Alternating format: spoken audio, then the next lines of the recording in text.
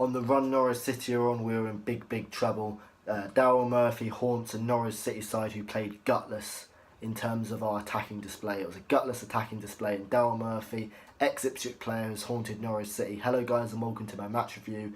Nottingham Forest 1, Norwich City 0, and I'm not a happy Norwich City fan. Our dreadful run continues after such optimism away from home.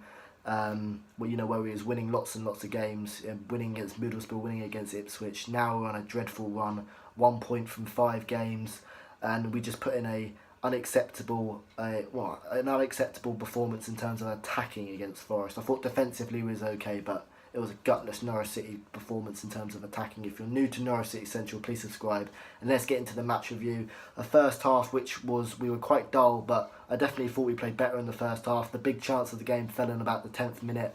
Wes Hoolahan, he's still got a little bit of creativity in his boots. Found Marley Watkins, and that was our only raw moment of creativity, which is absolutely unacceptable. You expect a Norwich City side to be creating more chances. Yes, Forest were disciplined, but you still expect to be creating more chances. Anyway, Wes Hoolahan floated the ball to Marley Watkins. His first touch massively let him down. Instead of taking it forward, he takes it backwards and then has to realign his shooting stance, and he drags it wide. Poor effort from Marley Watkins, and definitely a big chance in which we didn't take. And then Forest grew into the game as well. They had a massive chance as well straight after. A simple ball over the top, which Tim Closer, who's definitely been performing poor recently, he gets caught out. Daryl Murphy gets in behind, he squares it to Nottingham Forest's player called Dow, and Angus Gunn makes a brilliant save to deny him. That was Angus Gunn's big moment in the game. It was a great save, and if we didn't have the performances of Angus Gunn and James Maddison, guys in the comments let me know where we would be, because if we didn't have James Maddison's quality away from home and some of Angus Gunn's saves, where would we be in the table? Again, Wes looked okay in the game. He was the only one really creating chances, to be honest. He linked up with Marley Watkins again. He went down the left-hand side. He cuts in and has a shot straight at goal. Marley Watkins, I thought, had a decent first half. He was already really creating outlet. And what I liked about Marley Watkins as well is that he actually ran in behind. He was the only player trying to stretch the team. And I'll talk about this at the end of my match review. The reason why I don't think we're creating chances. And it's mainly, well, I'm going to explain it, but it's mainly due that we're not stretching teams, and it's all in front of their face. But Nottingham Forest also did have a big chance just before half time. Tim Closer again, sloppy play, heading it straight into Daryl Murphy's path. He's through 1-on-1 on goal. However, Grant Hanley comes back brilliantly and makes a great last-ditch tackle, which puts pressure on Daryl Murphy. And overall, the first half, it was an improved first half display, but as I said, we were pretty gutless going forward. The tempo was too slow. We needed to get our creative players more on the ball, because it was too slow, and we did lack end products, and we didn't get players on the ball as much as we would have liked. Second half started though, and yet again it was a pretty gutless display. Nelson Oliveira was the only player who looked like who had any passion, and Nelson Oliveira, he's not devoid of criticism. Nelson Oliveira had a poor game, but yet he was still the only one trying to create stuff and trying to make things happen. He forced a good save from Adam Smith, the Nottingham Forest goalkeeper, from a free kick.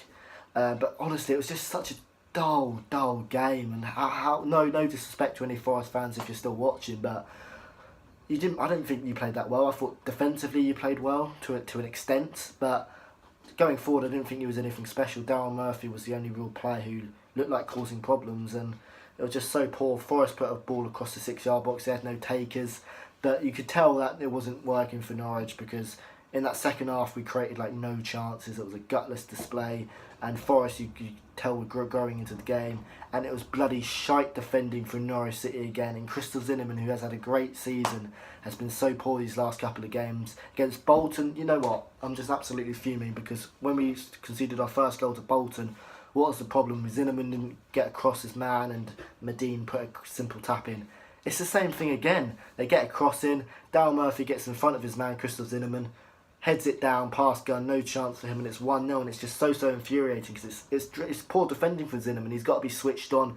He's got to be dealing with Daryl Murphy's physicality. We know he's a physical player. He should be knowing that. Daniel Farker should be telling Crystal Zinnemann, he's a physical player. He's going to be trying to get in behind you and trying to get in front of you, but Crystal Zinnemann doesn't react, and we're 1-0 down, and Nottingham Forest didn't create too many chances, neither did we, but that was their moment of quality, and we didn't have any moments of quality going forward. We was pretty gutless.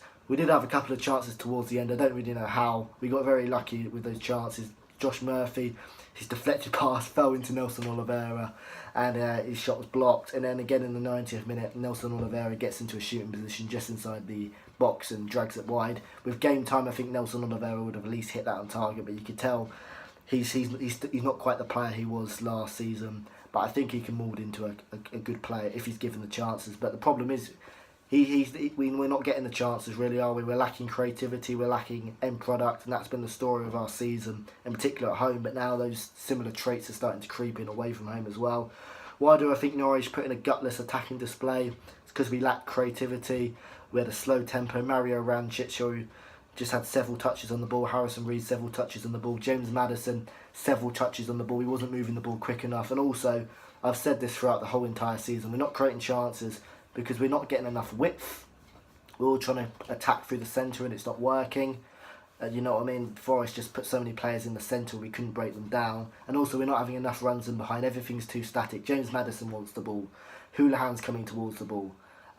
Nelson Oliveira's trying to come to the ball. Nelson Oliveira has an attitude of a kind of a one-man player in a way. You know, he was trying to make things happen by himself. You know, all the players are trying to come towards the ball, apart from maybe Marley Watkins, and you know we're not getting enough. We're not making enough movement. It's too easy for the opposing defenders. So that's my match review. Nottingham Forest 1, Norwich 0. We're in trouble as it stands because we're not creating chances, and when you're not looking like a team who can score goals, that is a worry. Leave me your thoughts down below. Nottingham Forest 1, Norwich City 0. See you later.